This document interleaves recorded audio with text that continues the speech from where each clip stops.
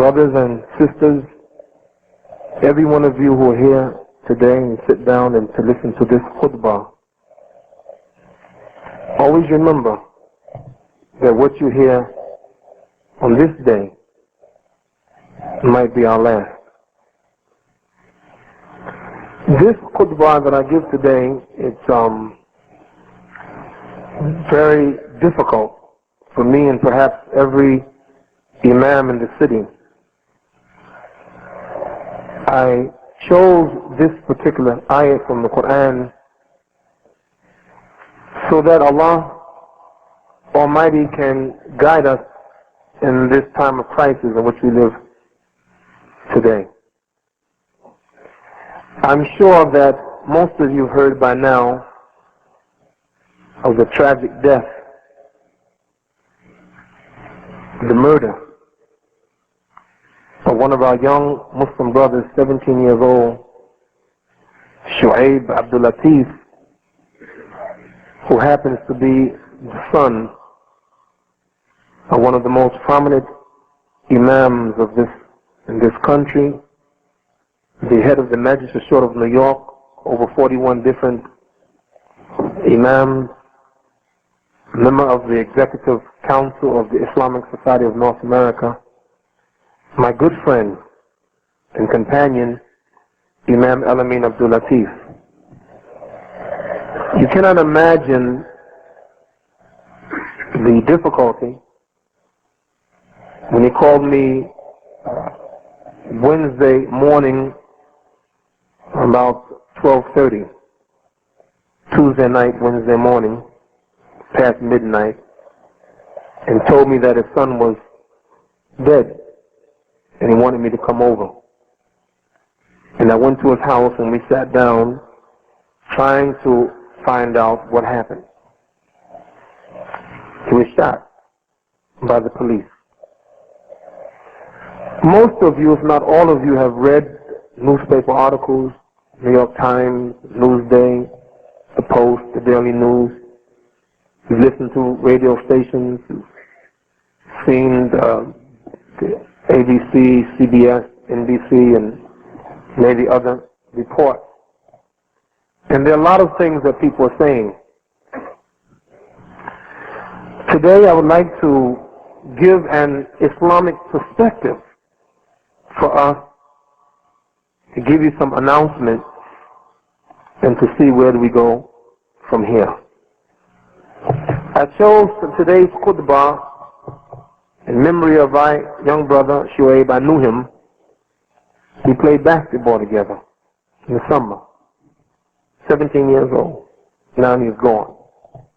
Shot by the police. I chose this ayah from Quran, كنتم خير أمة أخرجت للناس. Allah says in Quran, you are the best of people evolved for mankind. تأمرون بالمعروف وتنحون عن المنكر وتؤمنون بالله. You enjoin what is right, you forbid what is evil, and you believe in Allah. You are the best of people evolved for mankind. I don't care to what degree our iman is right now, yet Allah tells us in the Quran we are in fact the best. And I want to leave you with that thought today as I begin to tell you about the death of our young brother and what we intend to do about it. You read in the newspaper that someone called the 75th precinct on Sutter Avenue and said that there was a dispute between a man and a woman, and the man had a gun. And so the police came and went in one of the buildings on Williams Avenue. Brother Shu'aib was in the basement. And when he heard the woman's voice talking to the police, a woman that he knows, he came up from the basement, and he knows how policemen are, so he came up with his hands up in the air. And then when the woman, who's an eyewitness, saw one of the policemen like he was going to shoot. She said, don't shoot, don't shoot, don't shoot. And even the neighbors could hear it. And then the policeman shoot an unarmed young boy of 17 years old, and he died.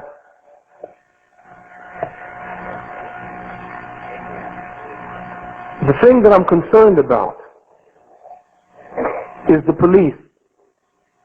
Many of you who don't or wasn't born in this country, you may not know the degree of the wickedness of some police. We don't say all of them.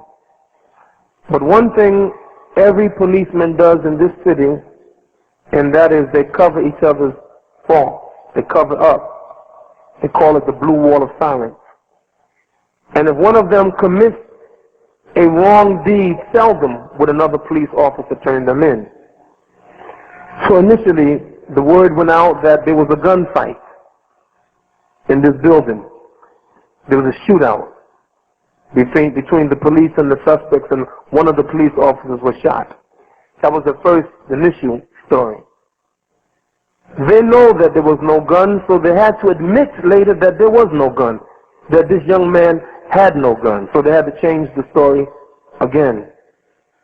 And the next story was that he attacked them. He lunged at them, and then they shot him. And then they changed the story again to say that there was, because if he lunged forward and they shot him, then how did the other police officer get shot? And then they changed the story again to say that this young Shu'aib attacked the police and was struggling with the police. You probably heard that report. And he got shot, and then somehow the other police officer got shot.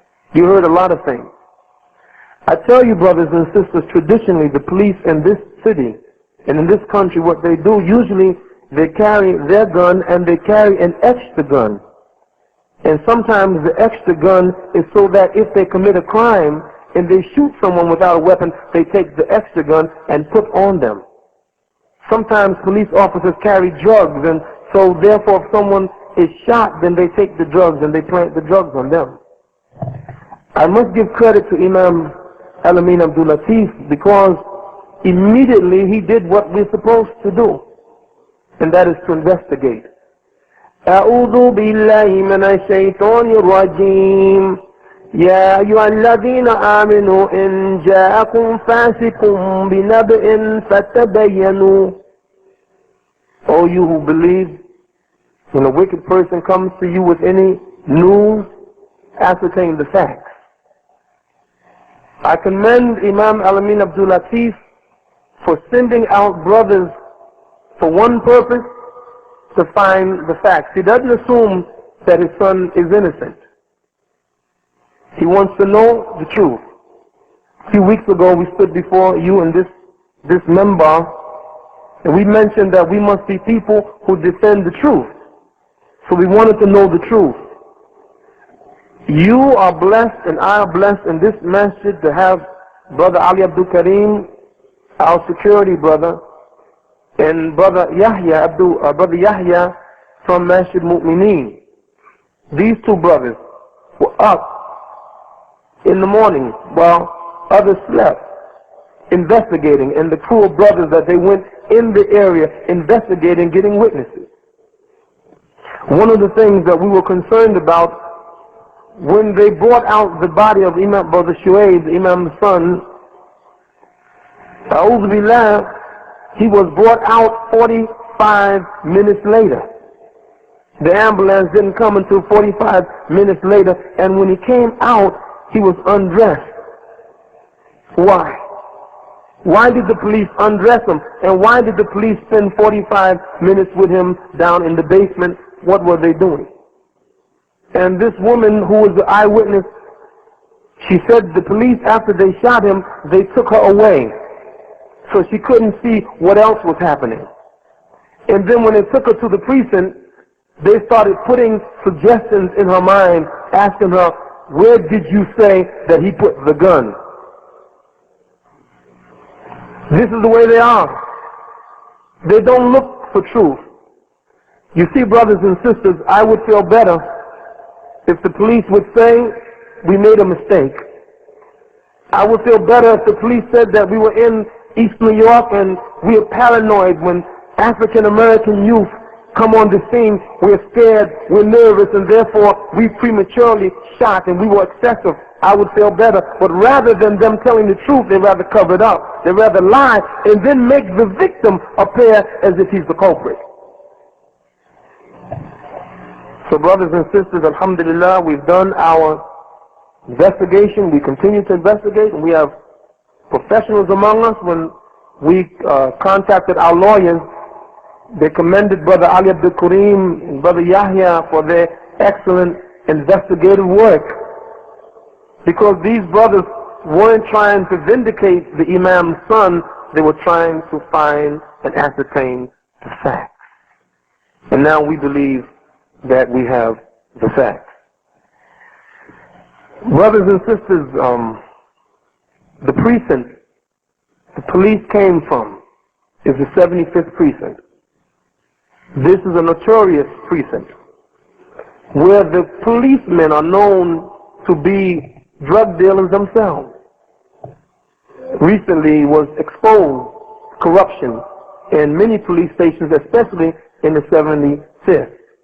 They're known for taking bribes and looking the other way while people deal drugs. They're known for that and corruption. And so, what are we asking for? We're asking for justice. Now, brothers and sisters, tomorrow morning at 10 a.m. is going to be Salatul Janazah for Brother Shuaib. I want everybody there. Inshallah. It will be at Masjid Mufti Khalifa, Bedford Avenue and Fulton, Bedford Avenue and Madison, 120 Madison. We expect thousands of people from all over to come. We've gotten phone calls, not only Muslim leaders, Muslims everywhere, but leaders throughout the city who know of the police brutality and aggression against black youth. So you see all kinds of people there. The media, they're interested. We're with the Imam all day, and all the media came there because this appeared to be a sign of things to come from the administration of Giuliani, the new mayor of New York City. A few days ago, you may have heard me on the radio. Some of you may not have understood, speaking out against the intrusion of the police on the mosque on 125th Street. They got a phone call, they say, that there was a robbery taking place in Muhammad's Mosque on 125th Street and 5th Avenue. And so they came there. If anyone in this city knows that masjids are areas that the police cannot go into unless they get a supervisor and they speak to the one in charge. You don't go barging into a masjid. So they went into the mosque, and as you know by now, so they say 8 policemen were hurt. And the gun was taken from them. So anyway, myself and the imams from the Majlis Shura, we stood together with Minister Conrad Muhammad and other leaders in the community to denounce that. It doesn't mean that we have the same aqidah, we don't. We don't believe the same, but yet we must stand up for truth. Because Sunday is Muhammad's Mosque. Next time is Masjid Taqwa, Masjid Mu'mineen, Masjid Mufti Khalifa, Masjid Farooq, Masjid Dawood and State Street. So we must be a kind of people to stand up for truth. So therefore, this Sunday, they're having a rally at 2 o'clock, and they asked me to speak. And I spoke with the imams from the Majlis Shura, and I intend to go there to speak the truth, inshallah, because we must be people to stand up for truth. We want all of us, brothers and sisters, our youth, to come out tomorrow for the janazah of Brother Shuaib at 10 a.m. I would advise you to get there early. We expect thousands of people to be there. That's one of the signs that we're going to show to the city of New York. We're not going to stop there. You'll be getting an announcement, inshallah, that this Monday there's going to be a massive rally of Muslims in this city. Where the location is, inshallah, tomorrow at the janazah we'll give you the location. We expect Muslims from this city, from Philadelphia, from New Jersey, from Connecticut, from the surrounding areas to come with us when we have this demonstration and rally. We expect all of you to be there. Monday is a holiday. We want the men, the women, and the children to be there. And we're going to make an announcement, inshallah, that's going to shock the city. Because when the Muslims get involved, we believe that we represent the leadership. And we're going to show a sign to this city, bi'ithnillah, this Monday. Inshallah, Imams are meeting nightly, all hours of the morning, planning this to be a special rally and demonstration unlike this city has ever seen. If we're going to be the leaders of this city, we must be different, we must be unique, we must be right, and Allah subhanahu wa ta'ala will be on our side, inshallah. So when we give the word tomorrow, we expect on Monday to have thousands and thousands of Muslims. If you can imagine 10,000 Muslims, 20,000 Muslims, 30,000 Muslims in front of the precinct, the 75th precinct, imagine 20,000, 30,000 Muslims there. So brothers and sisters, I close with this statement to you. كنتم خير أمة أخرجت للناس تأمرون بالمعروف وتنهون عن المنكر وتؤمنون بالله. You are the best of people, evolved for mankind. You enjoin the good, you forbid the evil, and you believe in Allah. Brothers and sisters, in the next few moments, I'm going to talk to us, especially the men. Brothers, I have a challenge for you and me. If Allah says in Quran, كنتم خير أمة أخرجت للناس, you are the best of people evolved for mankind, I have a challenge for you. What we saw in the death and the murder of our son, Shu'aib, on Tuesday, was a case of excessiveness on the part of the police. Police brutality. Excessiveness. If a person is doing something wrong, then the police have the responsibility to stop them. But they don't have the right, because they carry a gun, they don't have the right to use it in an unjust manner. When you have a gun, that represents power. But you cannot have a gun unless you have the responsibility of the gun. And realize that all life is sacred. As Muslims, we believe all life is sacred. I can't kill you because you're white. I can't murder you because you're a Jew. I can't kill you because you're an Arab or you're black or you're poor or you're rich. You don't have the right.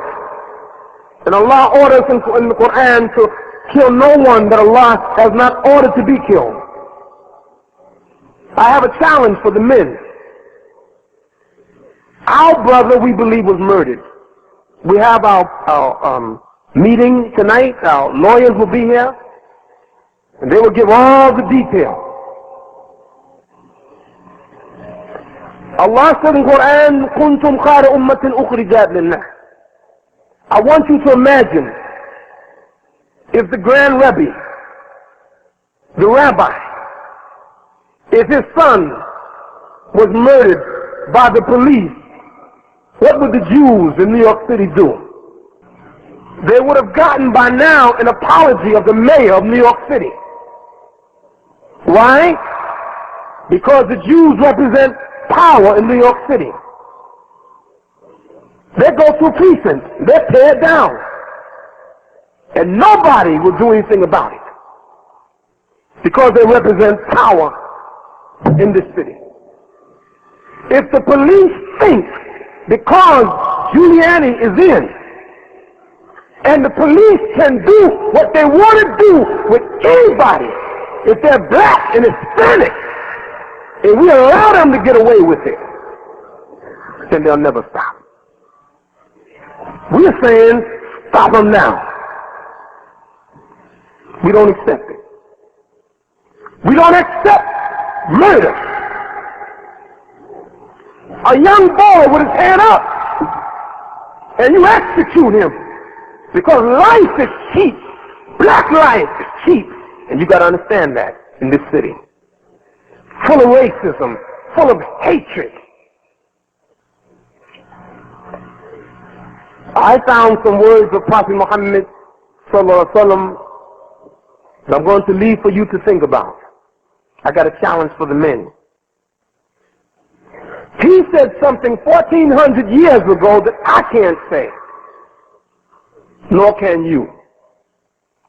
He said, "Inna atqakum wa a'lamakum billah ana." He said, I, Muhammad sallallahu alaihi wasallam, fear Allah more than any of you, and I know Allah more than any of you. Who could say that? That's a leader.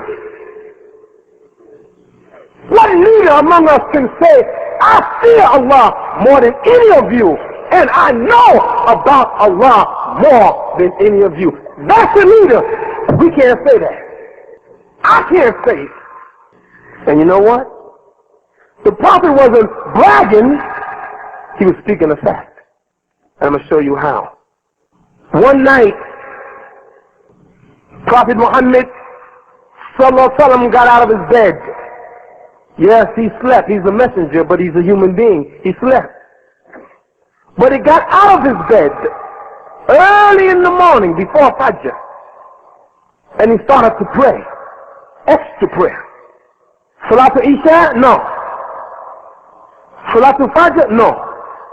Somewhere in between Salatul Layl.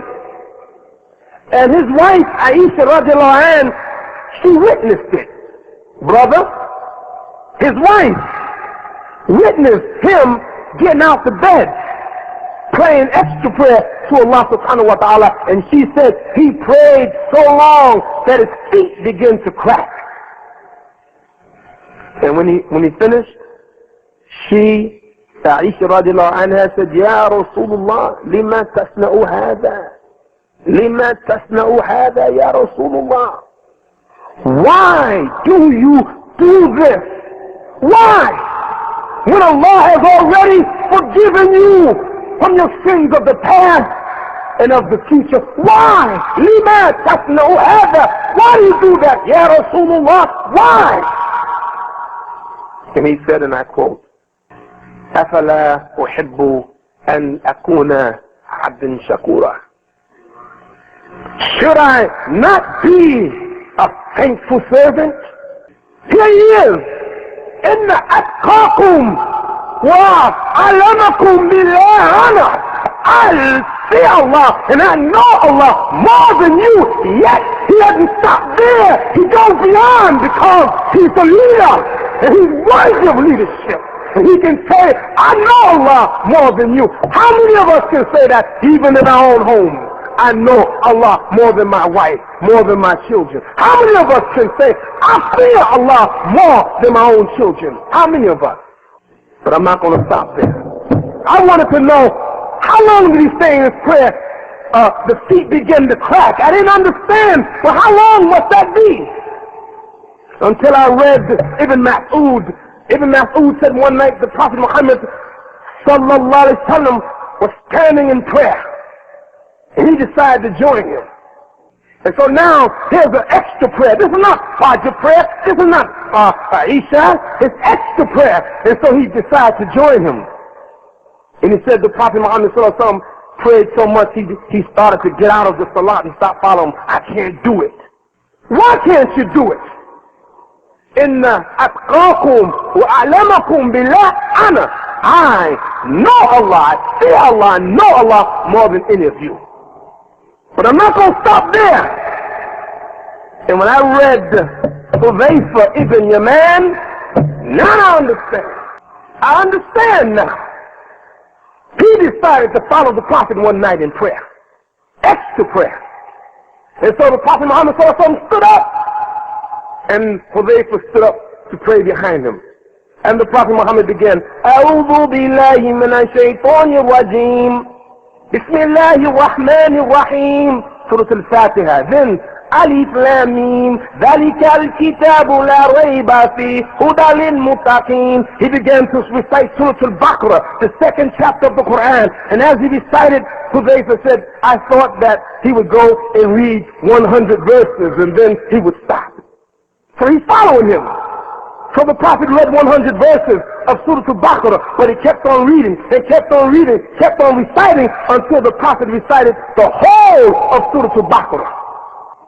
But the Prophet didn't stop there. He started Bismillahir Rahmanir Rahim. Then he recited Surah An-Nisa. And he recited the whole chapter, man. You who get in your prayer,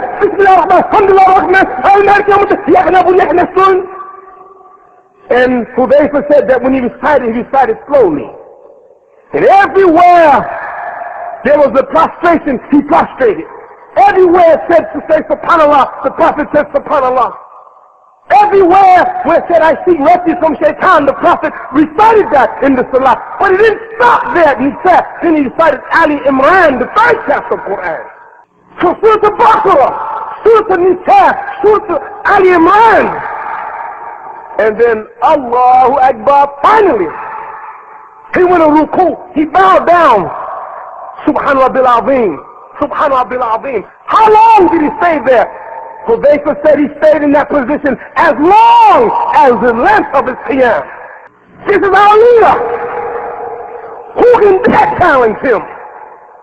And then after being ruku for that long, for the length of recitation of Al-Baqarah and Nisa and Ali Imran, Sami Allahu liman hamida, and he stood in this qiyam as long as his ruku.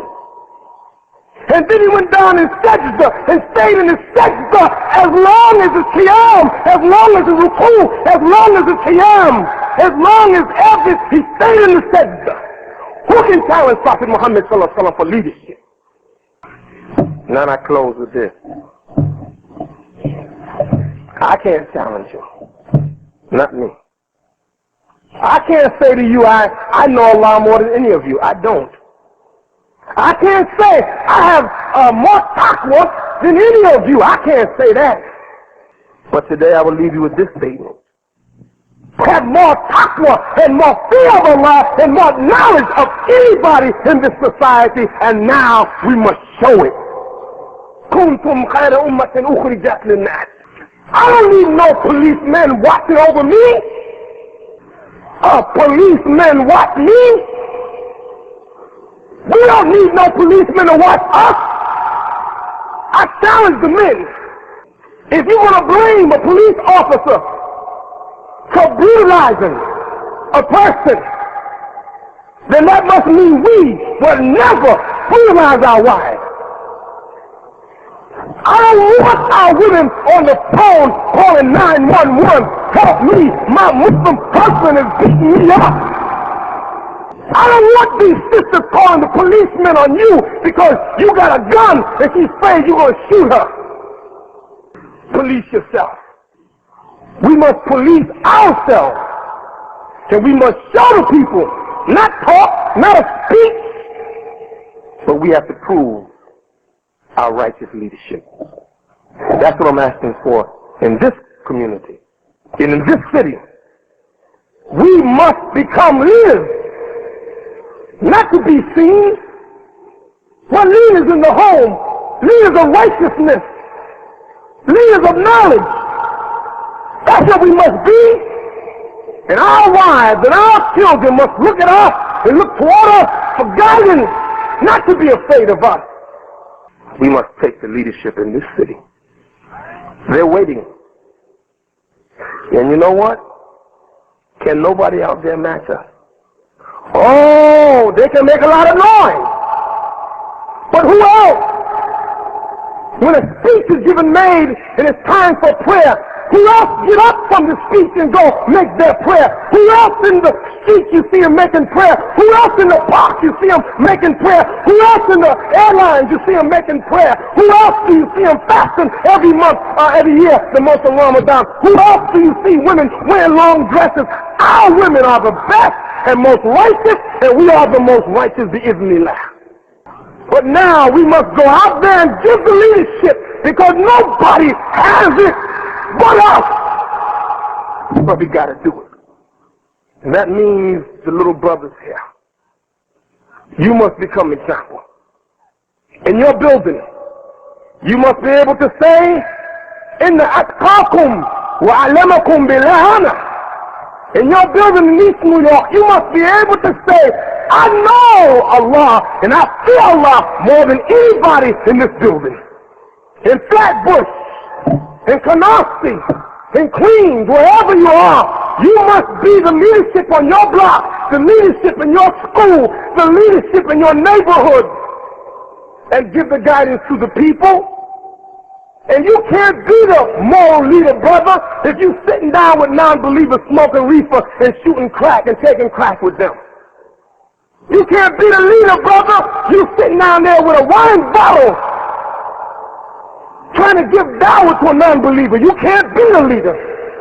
You can't be the leader, brother, if you go in the hallway with a young sister, rapping to the sister, and instead of turning out to Allah subhanahu wa ta'ala, you try to get your lust over that woman. You can't be a leader if you're running around the behinds of these women. You can't be the leader. You're the leader when you stand up and say, sister, if you want to be with me, you got to marry me, because I don't play that. I don't play drugs, and I don't play no women. Get out of my face. That's the kind of leadership that they need here. And you know what? If you do that, they respect you. But they don't respect you if you act like everybody else. You in the face of these women like everybody else, and she know what you want. You can talk that Islamic talk, but she knows you. For sure or no, sister, I'm a Muslim. And I fear Allah. And I know Allah. You want me to teach you this religion? I'll teach it to you. But I don't play that stuff. Leadership. Kuntum khayra ummatin ukhrijat linnas. You're the best of people evolved for mankind. Show it. Prove it. So this Monday, when we ask you to come, I want you to come. And finally, this case of our Imam and his son Shu'aib, may Allah have mercy on his soul, it's going to cost money. We want to raise money to help the defense fund. So in every masjid in the city right now, there's a box just for the defense fund. When you leave today, you're going to give a donation to the masjid, and you're also going to give a donation, inshallah, to the defense fund for our Imam. Because it's not only his son, but we're going after the whole thing in this city, and we're going to stop the injustices not only against an Imam, son, or against a Muslim, but against anybody. We will be those who stand up for justice in this society. You see, inshallah. And you know what? They made a bad mistake when they started messing with the Muslims. Because if we ever got ourselves together, if we really ever got ourselves together, these individual brothers here especially, and the women, if we ever got ourselves together, this city will be ours. Believe me, if we just wake up and be ourselves, just be righteous, because the power that we have, believe me, is not a gun. We have power more powerful than the gun. It's righteousness. This country is falling because of immorality. You want to defeat it? Defeat it with righteousness. That's what it is. And believe me, one day, they'll give this city to us. Really? Really, inshallah. If you study the Quran, that's where it is. Allah makes inherit the land, the righteous. But our righteousness must be upfront. كنتم خير أمة أخرجت للناس تأمرون بالمعروف وتنهون عن المنكر وتؤمنون بالله. We ask thee, O Allah subhanahu wa ta'ala, to forgive us our sins and have mercy on the soul of our departed brother Shu'aib Abdul Latif. We ask Allah subhanahu wa ta'ala to bless the family of Imam Al-Amin Abdul Latif, strengthen the Ummah. We ask Allah subhanahu wa ta'ala to raise among us righteousness, righteous men and women and children, and make us righteous leaders in this society. اللهم صل على محمد وعلى آل محمد وعلى ذريات محمد وسلم تسليما كثيرا. ربنا تقبل منا إنك أنت السميع العليم. ربنا لا تؤاخذنا إن نسينا وأخطأنا. ربنا ولا تحمل علينا إصرا كما حملته الذين من قبلنا. ربنا ولا تحملنا ما لا طاقة لنا به واعف عنا واغفر لنا وارحمنا أنت مولانا فانصرنا على القوم الكافرين. والحمد لله رب العالمين.